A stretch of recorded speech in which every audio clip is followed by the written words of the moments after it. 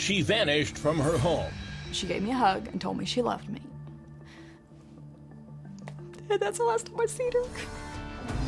Leaving behind so many unanswered questions. Did 15-year-old Megan Nichols simply run away?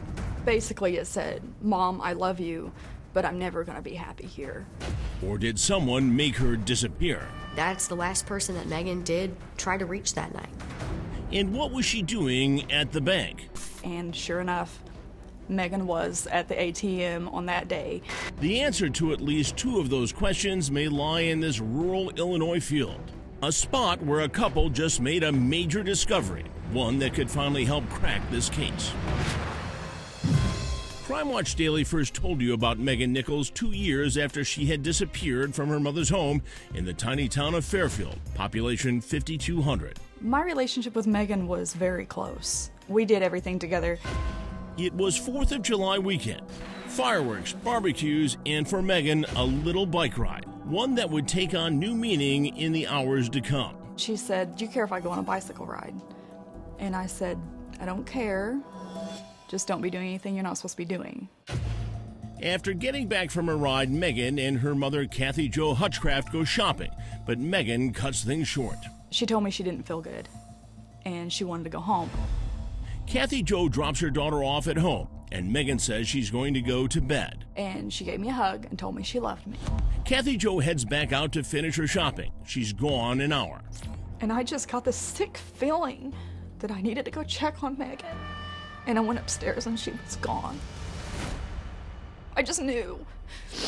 I knew it was bad. I immediately called my mom. Kathy Jo and her mother look for clues. We went back upstairs and I pulled her blanket back. And that's when I found her phone.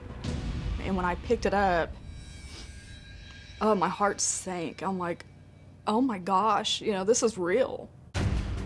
The phone has been wiped clean. All photos, messages, contacts, any and every sign of Megan deleted. I just started crying. I'm like, I don't know what to do. And my mom said, well, we're going to pray. So we went into Megan's other room and we knelt down to pray. And there was a note. It's from Megan.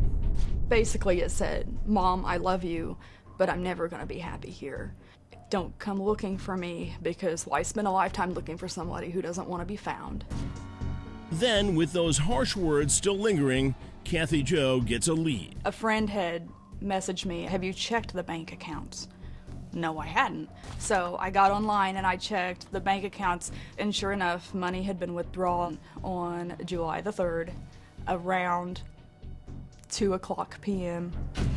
Remember that bike ride Megan asked her mom if she could go on? Sure enough, Megan was at the ATM on that day. We seen that video. A final glimpse. And that's the last time I seen her. Megan's family offers up evidence of the phone and the note to police.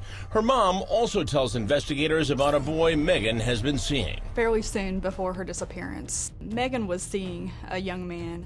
One her mother didn't approve of, for many reasons, including, she says, he was cheating on her. I'd had it at that point. He's using her and you, and you're done. You're 15, he's 18, this is over. But she knew it wasn't over. And when Kathy Jo received the cell phone records from the day her daughter disappeared, the proof would be in black and white. The last 3 calls, I want to say, that she made before she disappeared or supposedly ran away from home were made to this boy. That boy, whose father is an Illinois state policeman, responded to the rumors he was somehow involved in Megan's disappearance on his Facebook page, writing in part, "Okay, this has gone on long enough. I had nothing to do with this. And then I have nothing to hide. I shouldn't even have to defend myself if I'm not involved." And police agreed, saying he was not considered a suspect. Nearly 2 more years would pass when just a few months ago, a Fairfield resident who happens to know Megan's mom would provide the biggest piece of evidence in this case since the teen disappeared. It made me sick. Like my stomach turned.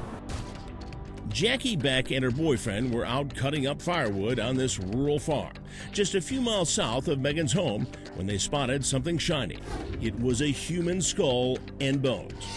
She tells Crime Watch Daily it appears the remains were placed in a shallow grave and were wrapped in a blanket. The FBI would later confirm it was Megan Nichols. It's hard enough to find something, like that, but turn around that the person, it's just 10 times worse. Police are not revealing any details on how Megan may have died, simply calling it an ongoing investigation. One chapter is now finally closed. Others remain open, and Megan's mother is now left with only sweet memories. It's not unlike Megan to come down the stairs singing. I still look for her. She should still be there. If you have any information on her disappearance, you're asked to call the Fairfield Police Department. That number is 1-618-842-2151. Or you can submit a tip at crimewatchdaily.com. I'm Chris Hansen. If you like this story, make sure you tune in every day to Crime Watch Daily. You can find where the show airs in your city at crimewatchdaily.com.